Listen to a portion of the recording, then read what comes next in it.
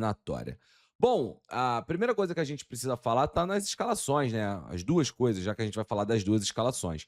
A primeira do lado do mandante, o Arthur Jorge hoje não teve à disposição o Lucas Romero, volante, primeiro volante titular do time, e o Fagner, né, lateral direito titular desse time do Cruzeiro.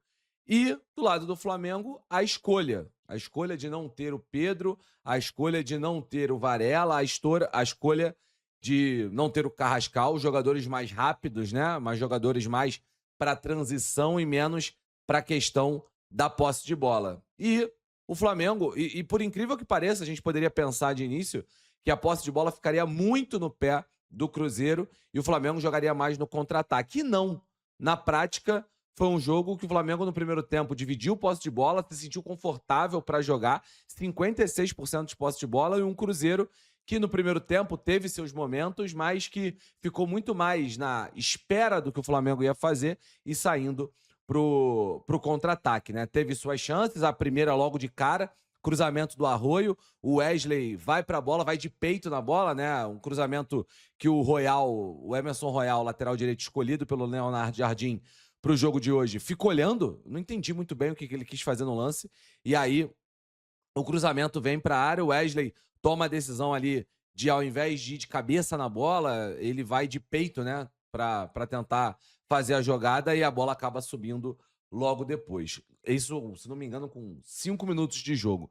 Na sequência, aos 10, o lance que o Flamengo reclama de um cartão vermelho para o Matheus Henrique, né? Entrada forte no meio da canela, o juiz contemporizou ali, o VAR não chamou. Aliás, fica o registro, né, do VAR.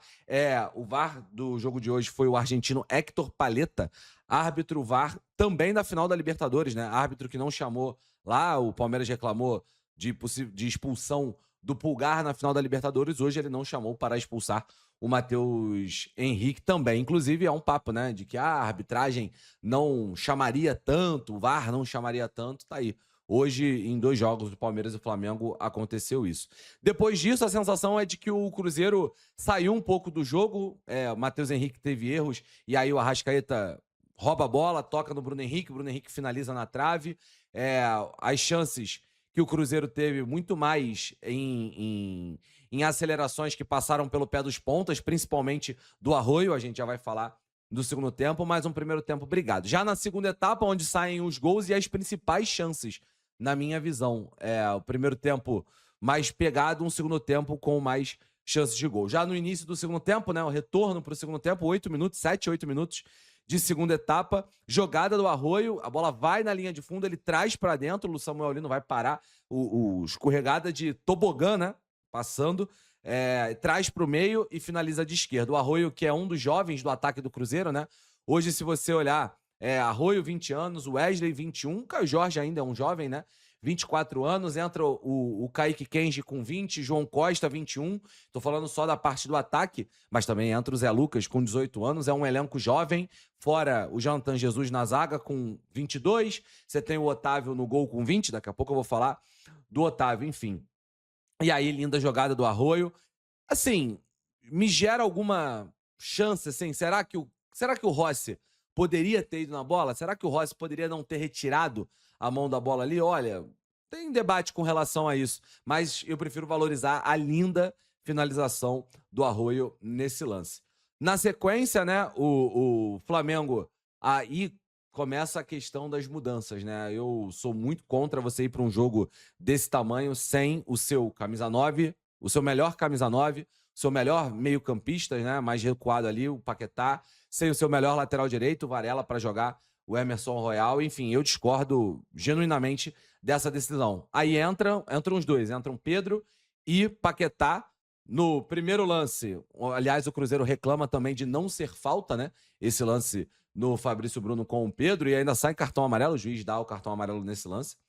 Cruzamento, cabeceio do Léo Ortiz, a bola volta no pé do Lucas Paquetá e o Lucas Paquetá faz o gol. Dali em diante, na minha visão, o jogo fica mais lá e cá, fica com mais possibilidades para os dois lados. E principalmente o Otávio começa a aparecer na partida. Goleiro que eu já falo muito sobre ele, né? A capacidade que ele tem. É um goleiro que foi de todas as categorias de base de seleção brasileira. É um dos moleques que eu mais tenho esperança para o gol da seleção brasileira no futuro. Para mim, daquilo que eu brinco, né? O psicopata do bem. Esse moleque é um louco. Tá aí, 20 anos de idade, fazendo o que faz. Fez 2 ou 3 defesas importantes para ajudar o Flamengo, para ajudar o Cruzeiro e matar o jogo do Flamengo.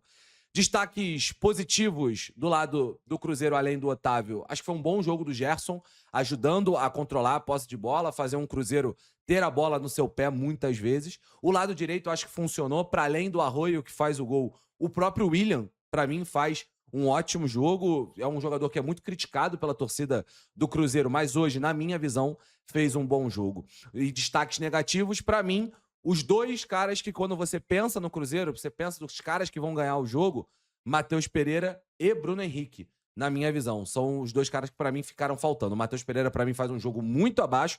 Caio Jorge também. Acho que antes eu devo ter falado outra coisa, Matheus Henrique. Matheus Pereira e Caio Jorge. Matheus Pereira e Caio Jorge. Caio Jorge, inclusive, perdendo uma chance na segunda etapa de cabeça. Do lado do Flamengo, acho que vale destaque para os volantes, Jorginho e Pulgar. Para mim, fizeram um ótimo jogo, ajudaram muito no combate ali, inclusive na marcação ao Matheus Pereira. Acho que na parte de combate também vale falar do Plata, né? Ajudou muito na marcação pelo lado direito, inclusive sobrando em vários momentos a marcação, porque o Royal andava meio perdido pelo jogo, o Plata dobrava por ali.